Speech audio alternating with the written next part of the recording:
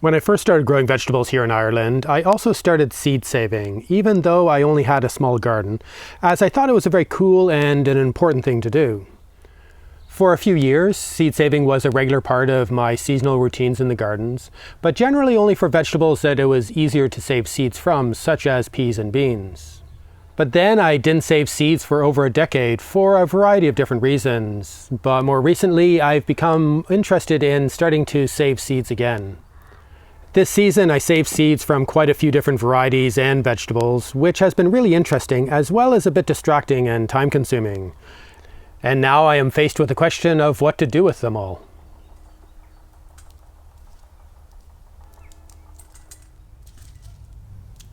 Like many new growers, seed saving was one of the things that really inspired me to start growing vegetables. And looking back at it, I find it interesting that I stopped doing what I once felt to be so important. And the factors that are prompting me to start seed saving again are quite different from before, and based more on the evolving context that I find myself in. In the past, I was very interested in saving seeds from heritage varieties, but a lot of the seeds that I saved I didn't end up using, and ended up throwing out a lot of the precious seeds that I had spent time and effort saving.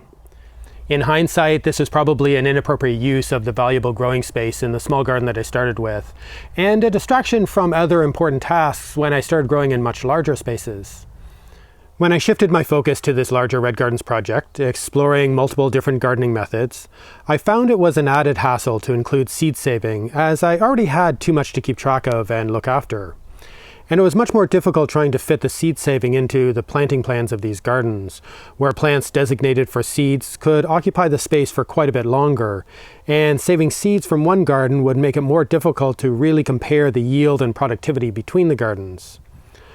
I also found cheaper sources of seeds, buying in larger quantities that better suited the increasing scale of the growing space I was managing, and buying in all the seeds I needed was an easy way to reduce my workload and the diversity of things that I needed to manage. I have been thinking a lot more about seeds lately, with a focus on supply constraints, seed quality, and resilience. Brexit has been a big issue over the past few years because most of the seeds that we used to get in Ireland came through the UK. And now that those suppliers are outside of the European Union, they cannot ship seeds back into the EU. I saw this coming to a certain extent and ordered additional supplies a few years ago and have been sourcing seeds from other suppliers in Germany. But this is not ideal, as it is quite a different climate in Germany. And then there was the supply chain issues caused by the global health crisis, which also prompted a lot of people to want to start growing vegetables, which was great, but definitely impacted the availability of seeds and other supplies needed in the gardens. I've also been disappointed with the quality of some seeds I've been getting, some from the larger suppliers in the UK, as well as from a few smaller suppliers here in Ireland. I've also been doing a few variety trials with some types of vegetables, now that I have more growing space, and I figured that this was a good opportunity to save seeds from this diversity of different varieties for use in the future. Finally, I feel I have a bit more capacity these days, with the existing growing spaces doing well, and with newer spaces being established, there is more room to explore this fascinating part of vegetable growing that I've been missing. This past year, I saved seeds from the beans and pea plants, which are perhaps the easiest crop to save seeds from. The crop of climbing beans that I grow each season in the polytunnel garden have self-pollinating flowers, where pollen is rarely transferred between one flower and another. And I only grew one variety in that space this year, so there was virtually no chance of cross-pollination with another variety. I left a cluster of pods at the base of one group of plants to continue to mature and develop seeds, and I removed some of the leaves from around them so that the sun could get in to help dry the pods and prevent any mold from forming in the humid environment. And I picked them when they were almost dry and allowed them to dry completely inside before shelling, sorting, and storing the seeds. These types of beans are perhaps the easiest vegetables to save seeds from, and I only need a small amount of seeds for each season. But I've resisted saving seeds in the past few years, partially because I had thought that letting some pods mature would prevent the plants from producing additional pods later in the season, but I'm no longer convinced that this is the case. Peas are another self-pollinating plant, and I want to collect more of these seeds as I grow a lot of peas each season in the different gardens. So I left all of the pods growing in one section of a row of pea plants in one of the outside gardens, picking them when they were mostly dry. This meant that we had fewer fresh peas to enjoy in the summer, and that is one of the downsides of seed saving. And I have to extrapolate the possible total yield of this batch in order to make comparisons with the crops in the other gardens. With one of the batches of broad beans, or fava beans, I left a few of the lower pods on a bunch of plants to produce mature and dried seeds. These are also self-pollinating flowers, but apparently cross-pollination by insects can occur. I only grew one variety, but a neighbor grew another variety about 30 meters away, so that there is a possibility of some of the seeds will have been cross-pollinated. And there was more of a chance that the runner bean seeds that I saved were cross-pollinated, as I grew 2 different varieties of this vigorous plant, and at least one other variety was grown not so far away. Because the varieties were quite similar, any cross-pollination will not likely have much of an impact, and I think it's probably fine to use these seeds for the next few years. But I don't want to save seeds from this new generation of seeds, as I don't want to risk messing with the characteristics of the variety. In the other larger polytunnel, I planted most of one long bed with bush beans, trying out 15 different varieties, in order to figure out which varieties would be the most appropriate to grow in the future. Apparently the flowers of these plants rarely cross-pollinate, and because there are so few pollinating insects in this polytunnel, I figure it was fine to save seeds from each variety, even though they were growing right beside each other. With plants like this, I had to set aside pods for seed saving before I had enough information to determine if it was really worth growing that variety again. And it made sense to keep all of the different varieties, or at least to bulk up and renew the seeds for each variety for possible future use. But with these bush plants, I found it more difficult to separate out what pods that I wanted to leave for seeds, and it wasn't easy to remove some of the surrounding leaves to allow them to dry more effectively, as I did with the climbing beans in the other polytunnel. It would have been much easier if I had just selected one plant to save seeds from, which I was hesitant to do, and it would have been easier if I had been able to keep the plants from falling over, and if I had looked after the plants a lot better. I ended up leaving quite a few pods to mature, rather than setting aside only enough for seed, and a fair amount ended up rotting or failing to produce decent seeds. This was a shame, as it meant that we harvested fewer pods to eat, and it was also a lot more time-consuming separating out the good pods and seeds at the end of the season. But now I have an abundance of seeds to continue to maintain the 15 different varieties, more than enough for growing in the next few years. In the same large polytunnel, I also grew 28 different varieties of tomatoes as a second year of a large variety trial, and I figured that it was a good opportunity to save seeds from all the different varieties.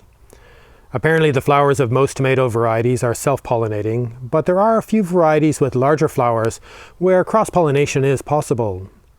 But because there are so few bees and other insects in this polytunnel, I figured that it was a good chance to maintain each variety as a separate strain, even though there is still a slight chance that some of the varieties had crossed.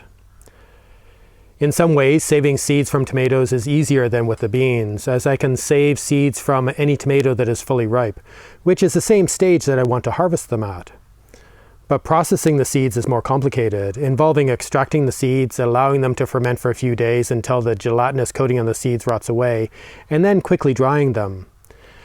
And it was a fair amount of effort to save seeds from the 28 varieties. I selected several tomatoes to save seeds from, which meant I ended up with hundreds of seeds from most of the varieties and thousands of tomato seeds in total, way more than I could ever use.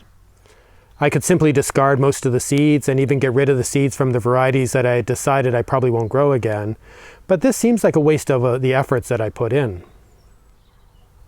With the seeds that I saved this season, I was careful to dry them out thoroughly and to sort through them to remove any that seemed poor quality.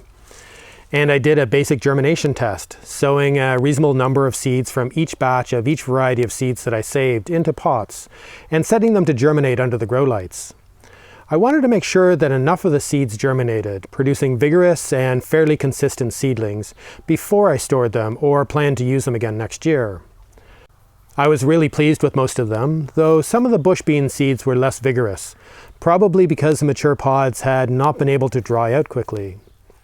And a few of the batches of tomato seeds had lower germination rates, I think because some of the seeds had started to sprout during the few days that they were being cleaned. If I do grow these poor quality seeds, I need to make sure that I sow significantly more than the number of plants that I need. But in total, I saved seeds from 45 different varieties of vegetables last year, mostly tomato and bush bean varieties, some of which I am unlikely to ever grow again. And with most of them, there are way too many seeds for my own use. And this raises the issue of what to do with them all, so my efforts are not wasted. And at the same time, I need to accept that having way too many seeds is an inevitable part of any seed saving, and that discarding surplus seeds is an okay thing to do. I set aside a portion of the seeds from the varieties that I want to grow again this year and stored a reasonable amount of each variety in the freezer, where they will continue to be viable for a long time. With the seeds that were left over, I decided to divide them up into small envelopes for sharing with other people in my community. I think sharing surplus seeds is kind of inevitable for anyone saving seeds, and if I'm going to continue to save seeds at this kind of scale, then this is probably something that I should focus on and organize. It also means that I need to ensure that cross-pollination does not occur, that I grow enough plants to maintain the genetic health of each variety, and that the seeds are really good quality.